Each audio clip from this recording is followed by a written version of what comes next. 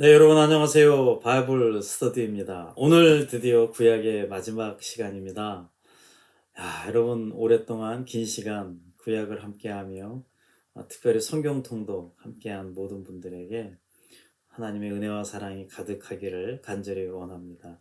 이렇게 우리가 묵묵히 하다 보니 이렇게 구약의 끝부분까지 왔습니다. 자, 오늘은 학개와 스가랴, 그리고 말라기까지 하게 되면 이제 구약이 마무리가 됩니다. 먼저 학개와 스가랴 선지자의 외침을 좀 나눠보겠습니다. 학개와 스가랴 선지자는 남유다 백성들이 포로 생활을 마치고 이제 돌아오죠. 포로 귀환이라고 했는데요. 이때 하나님이 보내주신 선지자입니다. 포로는 이제 3차에 걸쳐서 오게 되는데요. 귀환이 1차로 포로에서 귀환한 백성들이 약 5만 명입니다. 이들이 바로 성전 재건을 하게 됩니다. 자기의 집부터 짓지 않고 성전을 먼저 만드는 거죠. 이때 학개와 스가랴 선지자는 옆에서 응원해주고 기도해주고 독려하는 역할을 했습니다. 이스라엘 백성들이 포로에서 돌아와서 성전을 다시 만들 때 그냥 순탄치가 않았습니다. 북쪽에 있는 사마리아 사람들이 방해가 굉장히 심했고요. 엎친 데 덮친 격으로 가뭄이 심했습니다. 이에 이스라엘 백성들이 성전 재건을 포기하고 완전히 의욕이 상실되어 있을 때 그러면 안 된다고 성전 재건을 위해서 독려했고 그들에게 힘을 주었고 다시 하라고 용기를 주었고 그래서 20년 만에 성전 재건을 하게 됩니다. 여러분 특별히 스가랴 선지자는요 8개의 환상을 통해서 그리스도의 탄생과 교회가 결국은 승리할 것을 예언한 선지자입니다. 반드시 그리스도가 오시고 나서 로마 시대의 교회가 탄생이 되죠. 이 교회가 탄생이 되고 탄압을 받지만 결국 교회는 승리한다는 것입니다. 이 신약과 구약 성경 전체의 결론은 하나님의 새하늘과 새 땅을 주시겠다는 것이지만 구약의 역사서와 예언서를 통해 하나님이 우리들에게 알려주시고자 하는 메시지는 오실 메시아이신 예수님으로 말미암아 하늘나라에 감추었던 교회를 주시겠다는 약속입니다. 그러면 세상은 돈, 명예, 권력, 출세로 살아가려고 혈안이 되어 있는데요. 이러한 것들을 이길 수 있는 것이 바로 오직 하나, 교회라는 것입니다.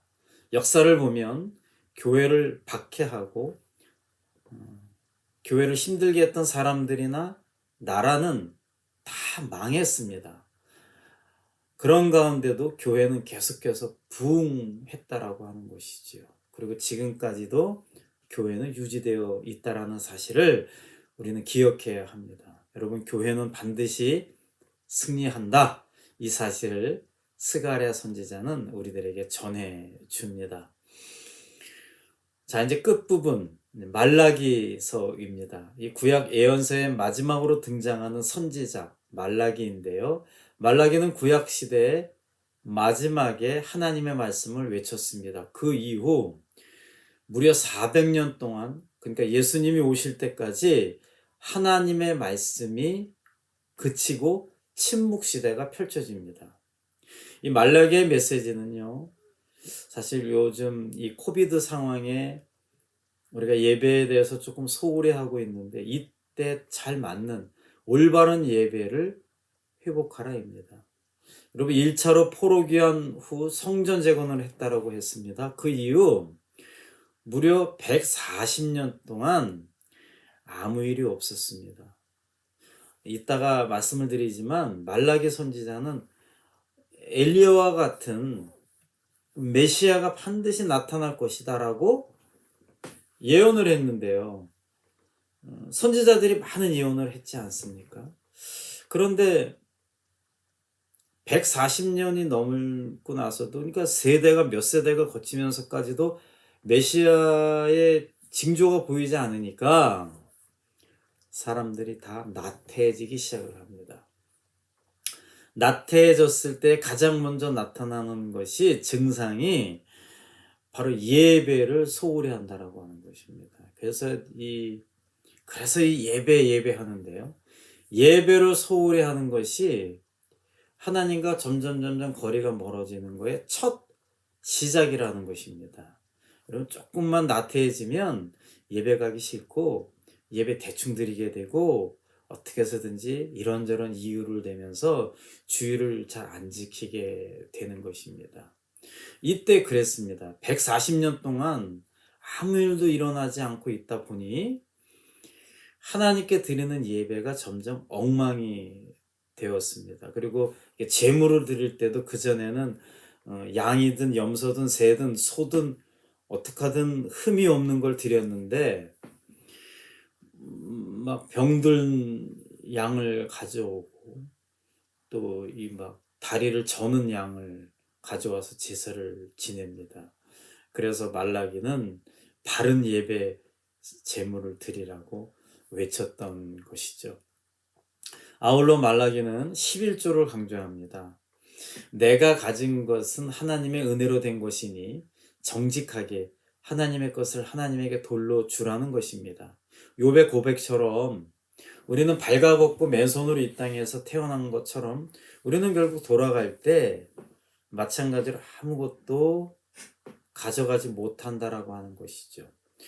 우리는 하나님의 사랑의 대상으로 지음받았기 때문에 하나님이 끊임없이 우리를 공급해 주시고 우리를 채워 주시는 것입니다. 내가 뭐 잘해서 열심히 해서 물론 그렇지만 하나님이 우리들에게 시간과 건강을 주시지 않으면 아무런 의미가 없죠. 이 11조는 내 소득의 10분의 1을 하나님께 드리는 동시에 나에게 있는 10분의 9도 모두가 하나님의 것이다 라고 하는 그 믿음의 자세, 이것을 강조하면서 이 믿음의 자세를 하나님이 기뻐한다 라고 하는 것입니다.